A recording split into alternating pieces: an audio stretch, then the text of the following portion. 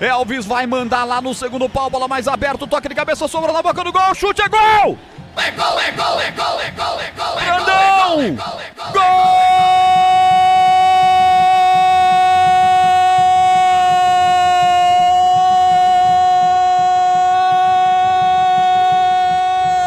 da Ponte!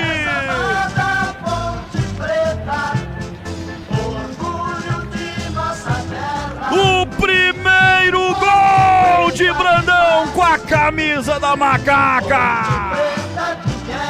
Na marca de 6 minutos, ele não perdoa! Brandão marca para Ponte Preta e faz explodir o sofrido torcedor da Nega Véia Campineira. 6 minutos, Elvis cobra o escanteio. De forma diferente dessa vez, ela vai no segundo pau um pouco mais aberta. Ela escorada para dentro da pequena área. Há um jogador que dava condição. Ele dominou, fuzilou com raiva, com ódio. Enche a cara da bola e manda ela pro fundo do gol de Wagner.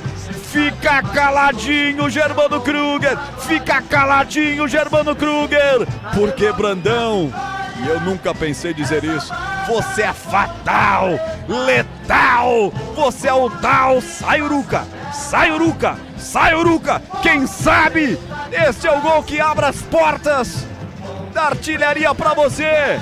1-0 Ponte, o que vale é o detalhe. Conta aí, Pedro Piscinato.